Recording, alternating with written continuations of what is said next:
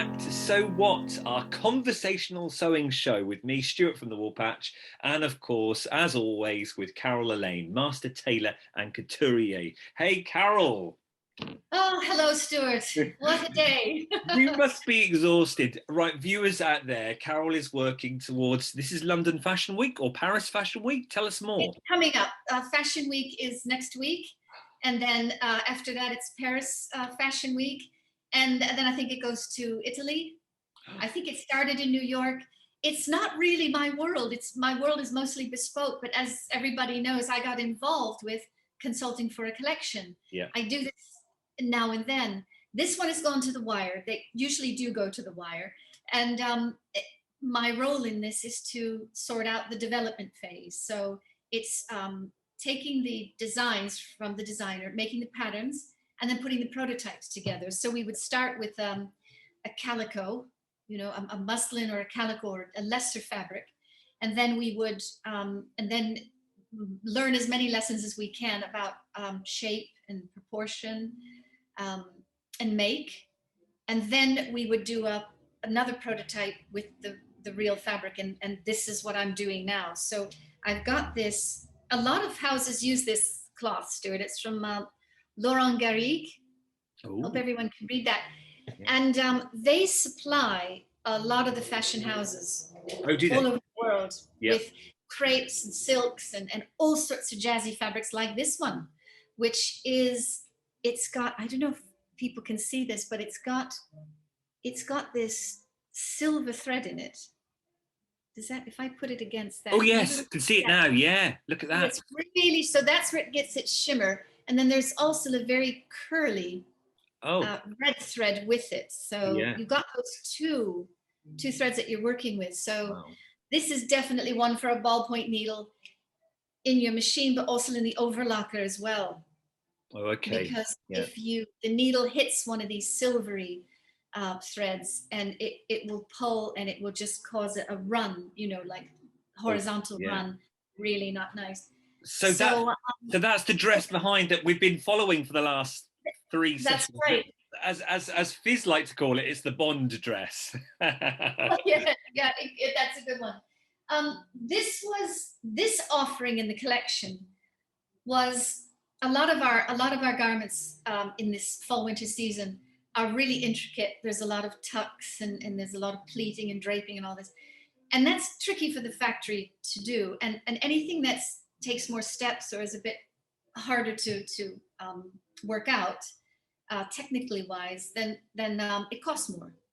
Yeah, so of course. You try to put in the mix. You try to put in a garment which is easier to put together, more straightforward, not too many moving parts. This one has a bodice and a skirt, and that's it. And there's a pleat.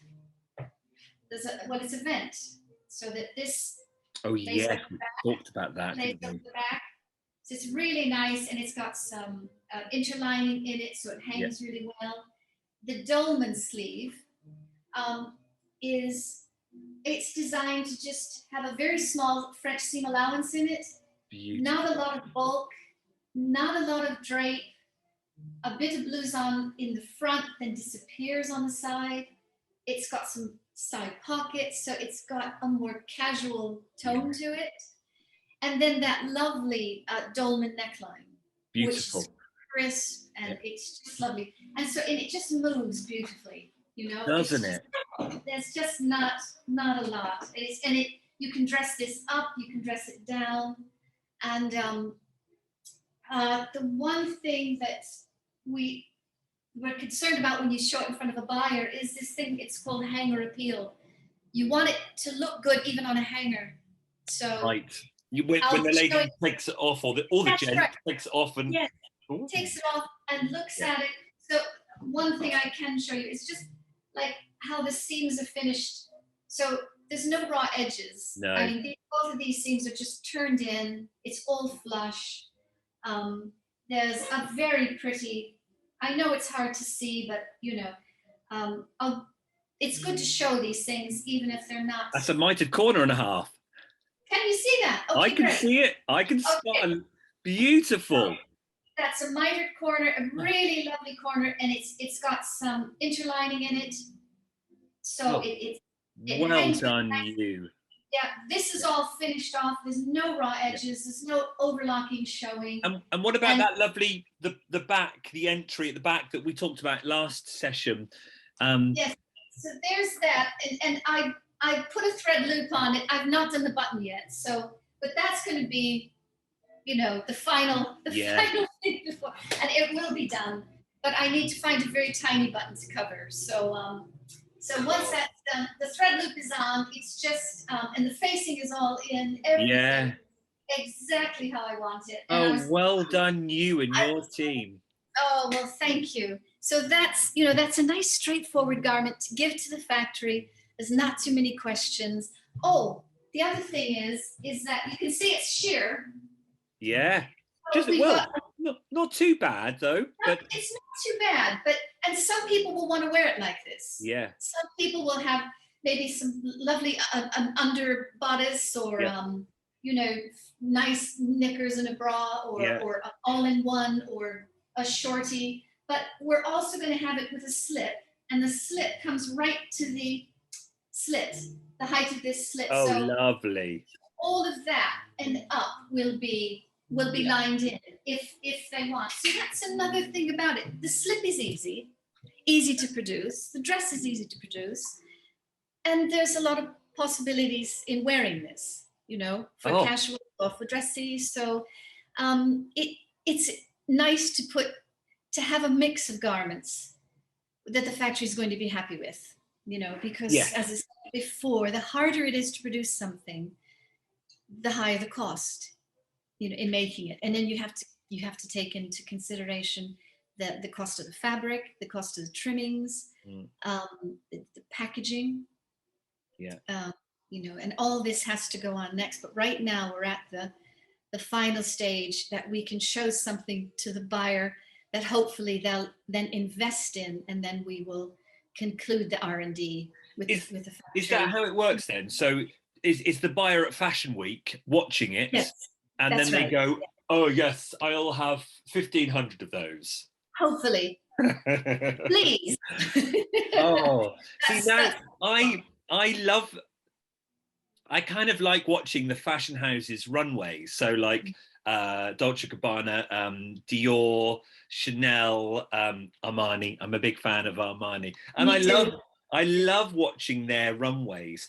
And you can see all the people at the side chatting with someone. And I think, is that what they're doing? They're going, "Oh yes, we'll have 12 of those." And I think that nod and the wink and a smile is everything. It just elevates the whole thing. And if people see that, yeah, she likes it. Boom, that's what, and everything starts to spin. Yeah. And the enthusiasm grows then.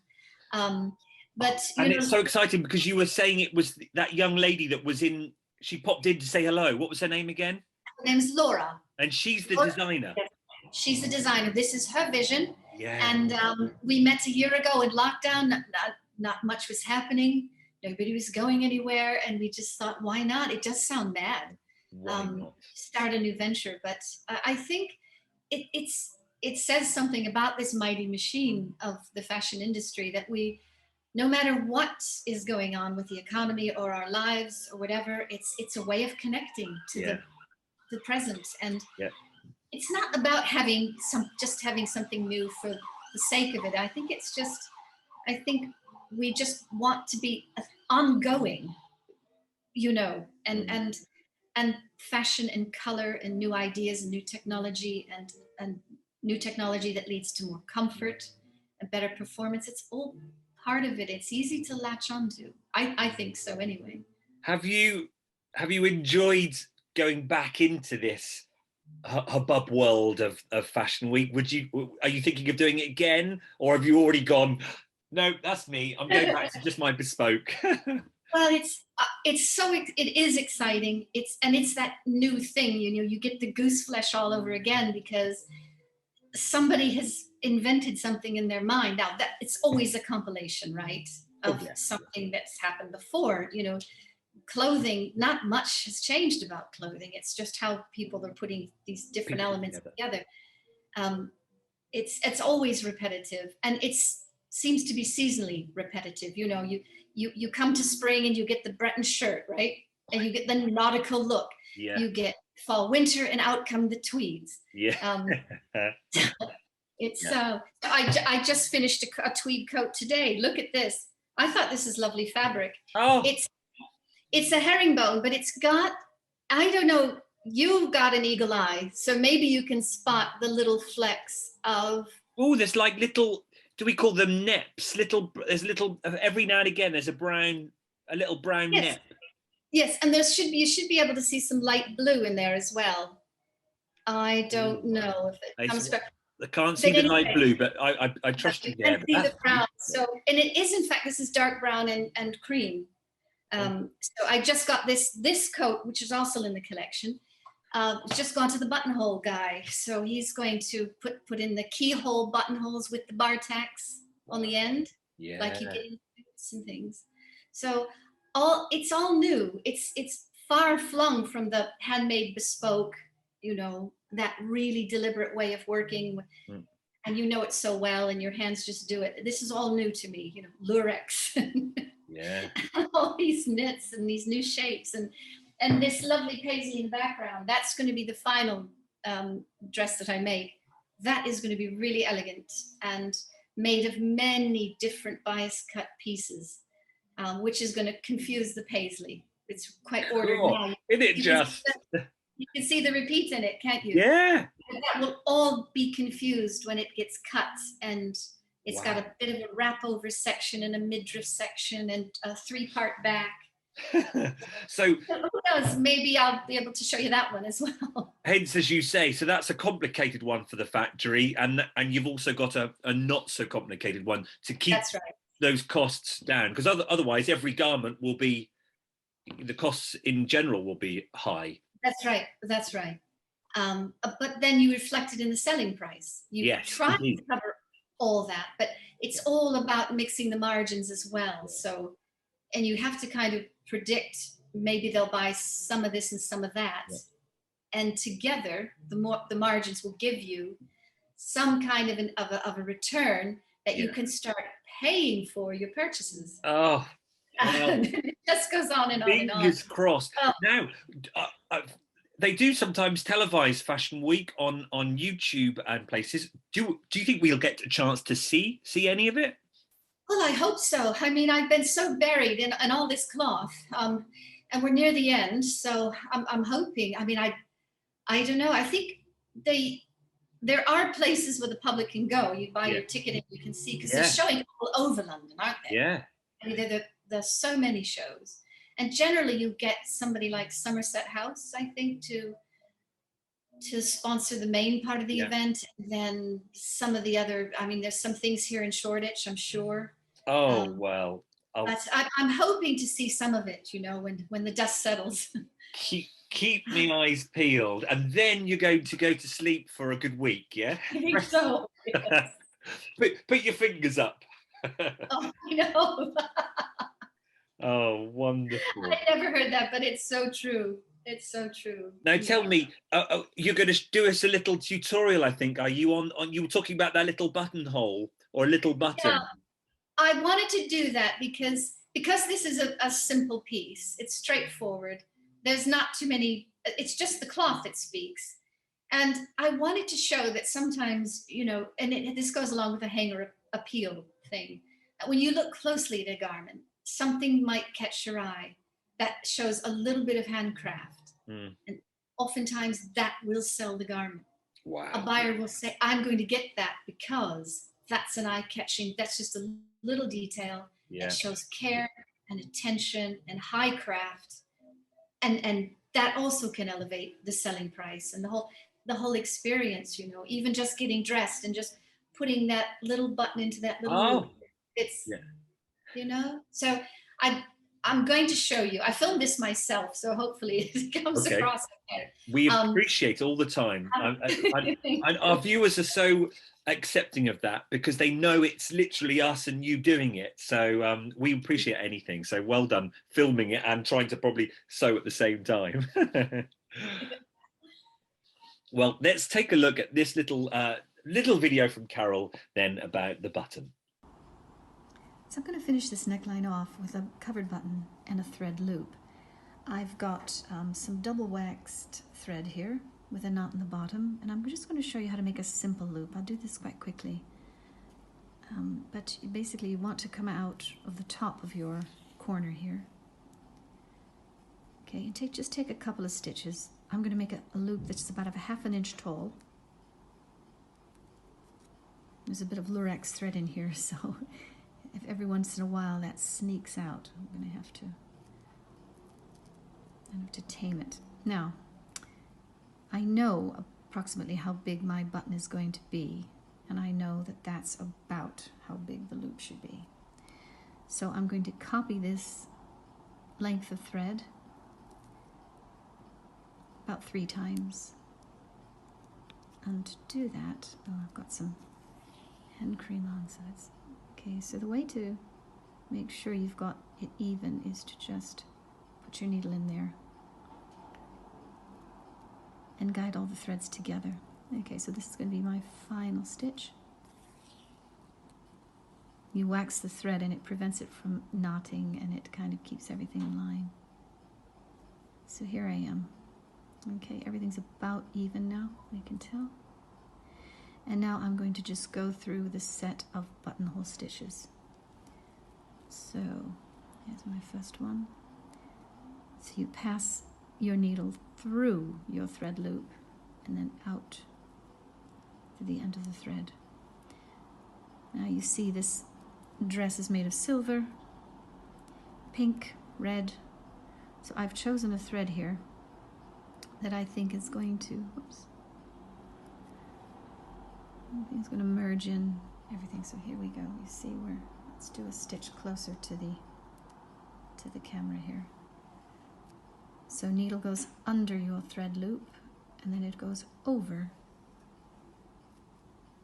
the thread that you're working with. Okay, and this just goes on and on and on. Keep everything close together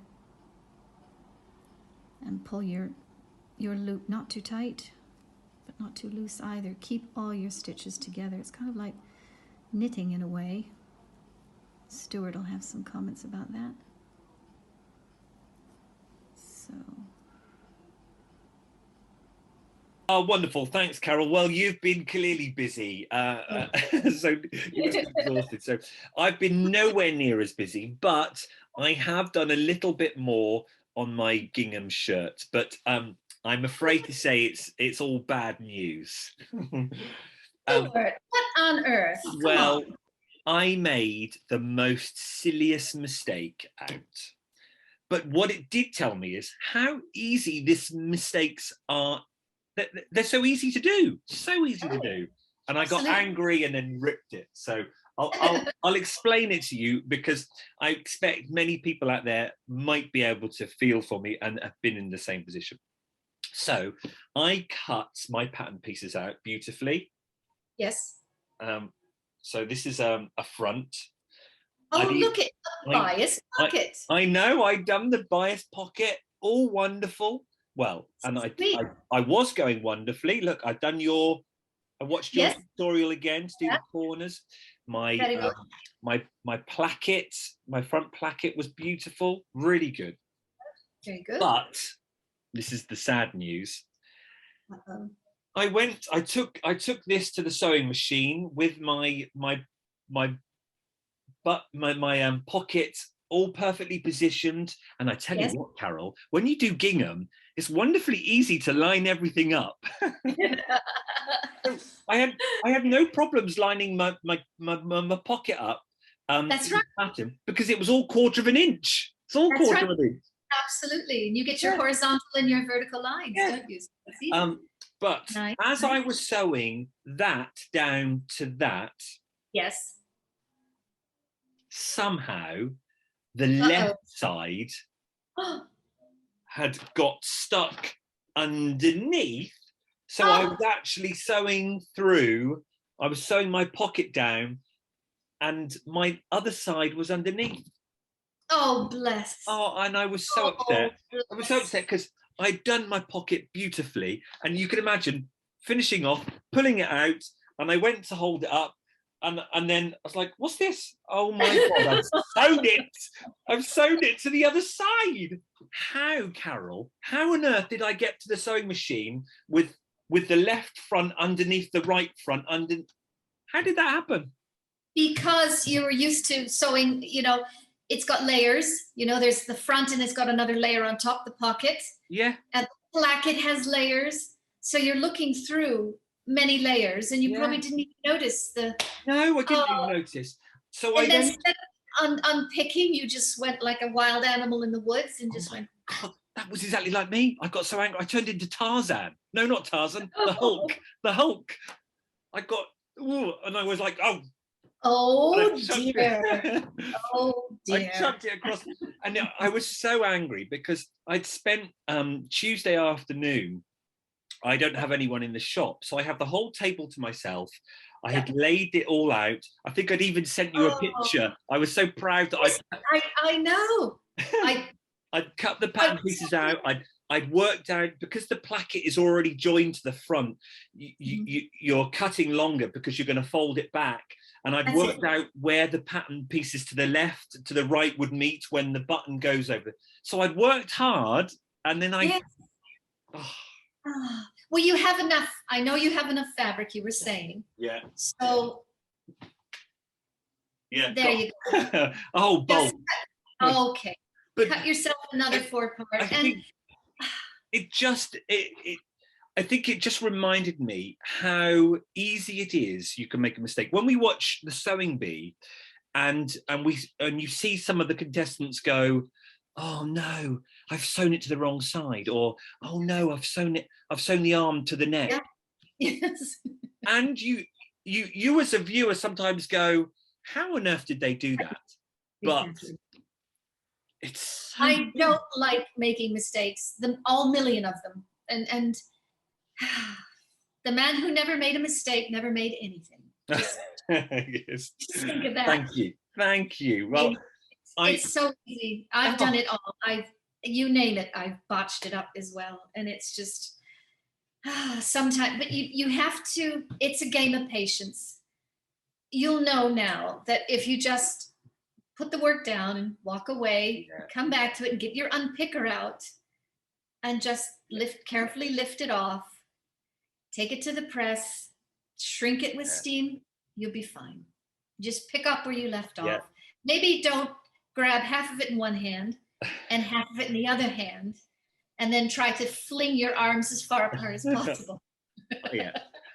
But there we are. So I'm going to leave it a week and go again, because I was so enjoying it, because it was really taxing my brain as well, working out where to cut. And I was starching, I was steaming, I was ironing, I was getting so pleased when I got my buttons done on my placket, and then my pocket, and then I was getting excited. I was jumping ahead. I was getting really excited to do the yoke, and having the diagonal on that, and then what do you call it, the burrito method thing?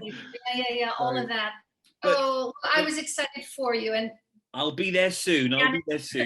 Viewers, let us know in the comments if mistakes like that have happened to you. It will.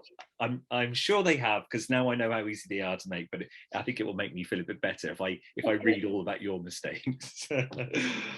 Now, actually, talking about that pattern, I did something I wanted to ask you, Carol. Okay. It's a lovely shirt pattern, and as always, you get these pattern pieces, and they've got holes in already, and they get a bit creased. And this is my size. I want to keep making many shirts like this, but I'm a bit faff with all this tissue paper. Is there another way of transferring this to something like more sewing that's not tissue paper? Is there a different concept I can use? Like, do I just draw it onto paper? You can do that. I mean, you can get simple wrapping paper. You can get butcher paper. You can get. I have this near. I can bring this. I knew you'd have something, Carol. I knew you'd have something.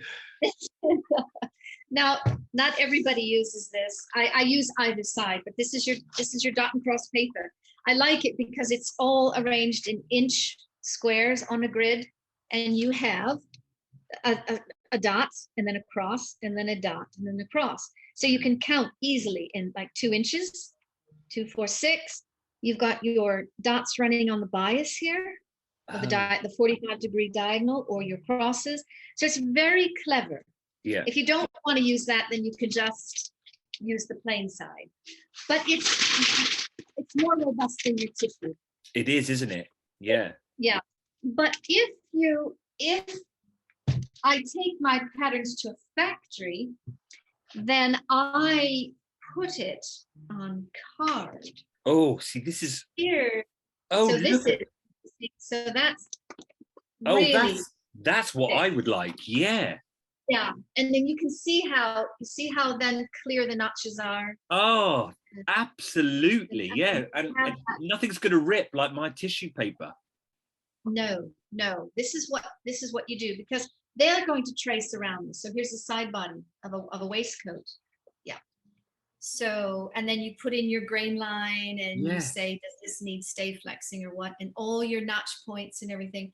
You know that on your tissue paper, if you cut a notch, and if you cut it and then just pick up the tissue and just move it the wrong way, it will just tear. It'll tear right through that notch. Yeah. So, simple butcher paper, or even wrapping paper. You can get wrapping paper on sale. I like how you've tied them together. That's like, even that in itself is so lovely. This is lovely, isn't it? It's a pattern hook, so everyththing comes out. It's like a big safety pin. Oh, I need to get these. Yeah. Oh yes, because you like the you like the supplies, don't you, Stuart? I do, yeah. But I also just like the idea of that hanging up in the shop, like a butcher's. That's so tailoring.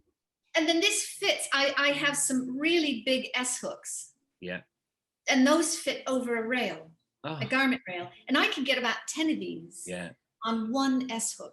So tell me, has that got a certain name, or is that just card that you've bought? It's called Manila card. This one is Manila card, I believe. And see, I've got it a little bit mixed up. Normally I would do the pattern, the main pattern in this buff card. Is it called buff? Oh, I'll just call this gold, and then the lining in this, or vice versa. Yeah. Oh, I see. So that the factory knows. Yeah. If they shouldn't be cutting lining out of this color. Yeah. But I don't do a lot of card. I use more or less. I use a different kind of heavy. It's more like butcher paper to do my bespoke patterns. So you got a choice. There's a lot out there. I'm going to go for the card, because that's just, even when you then cut round that or draw, it's just going to, it's not going to wibble, it's not going to crease, is it? No, and the nice thing about card is because I like to use chalk. Yeah. Really sharp chalk, and it comes in all different colors. I think we went through this before. So if you're cutting out a white shirt, or let's say you're cutting out your gingham shirt, which is red and white. Okay, so white might not be the right cloth color. You could use a blue, or you could use a pink, or you could use black. But if you're running the chalk along a card, it just, there's no interference, no pins, nothing. Right? So you don't have to pin it on first, and also if you're cutting one at a time, it's nice. Because you can trace one, cut it, and then take that. If you've got a pattern that you're matching, or a plaid, take that first one you've cut and then put it on top of another piece of cloth, and then line it all up. The other thing is when you put the act of putting pins in tissue shrinks the pattern. Yeah, never thought about that. It bubbles. Yeah, it does. Yeah. I even tried to I put this under the iron. I don't know whether I should have done, but I felt like I needed to flatten it a bit. Yeah. But look, I mean, look at my holes already. Yeah. See? Yeah. I like that pattern. It fitted so well. I want to make many of that, so make it long lasting. So. And get some card, and you can get a roll of it. You can just get 10 meters of it. Yeah. Or you can larger roll. I think it's 70 meters, and it takes up half the room. But just get a smaller one. Oh, you love it. You'll I love can't it. wait. Some good paper shears, because you don't want to use your good shears cutting card to use. No. Now, look what I'm going to show you before we finish. All right. Ta-da! Oh, you're ready. Bunting Jubilee, everybody. Oh. If you want to make some bunting, it came in today, and I thought, oh, I've got to show that to Carol because everyone loves a bit of bunting. So this is how it comes on the 1/2 meter.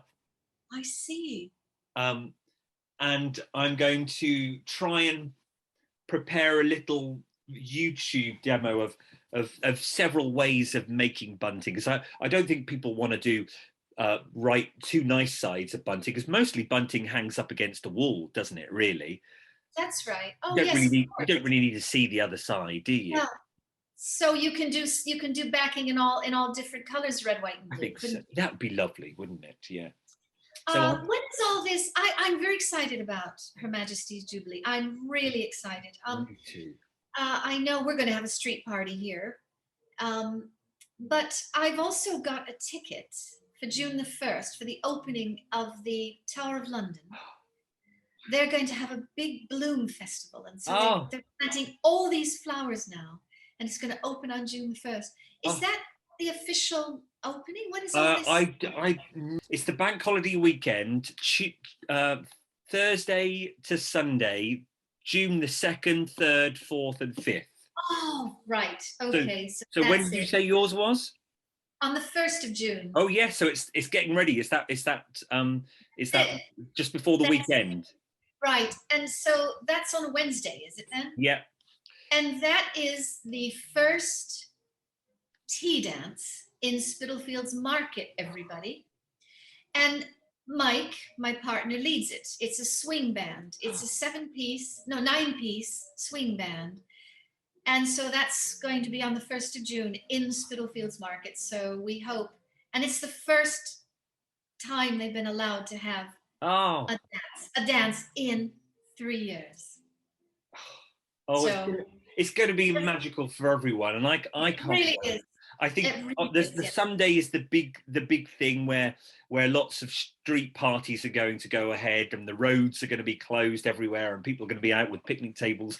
I think there's a big concert as well. I don't know whether that's Sunday night or what, but all the details are coming up. But there is going to be bunting everywhere. I'm sure London is going to look stunning with flags everywhere. I'm sure every place is going to look stunning. So it's going to be one big celebration. So we've got to get sewing into this. Indeed. So I'll be sewing bunting. So I can't wait. Well, it's been wonderful. Thank you for taking the time to talk to us, especially when I bet that water is getting right up to your nose. Well, Sunday night is this little lady has to be done Sunday night. So I'll cut it out tomorrow, and I'm sure it'll be smooth sailing. But it was lovely to take a break, Stuart. And just yes, indeed. Yes, get away from it for half hour. Thank you for talking to us about it. It's always a pleasure. Can't wait to see more and see the pictures and see how it goes, and more importantly, hear how it goes. Perhaps we'll let you off next week, and we'll come back. Well, I'll be back with more stories. Okay. Oh, thanks everyone. Hope you enjoyed it. Let us know in the comments what you're making. Let us know in the comments about your mistakes like mine. It'd be great. As always, I hope you've enjoyed listening. We enjoy talking about sewing to you all. Thanks everyone, and see you soon. We do. Bye-bye now. Bye.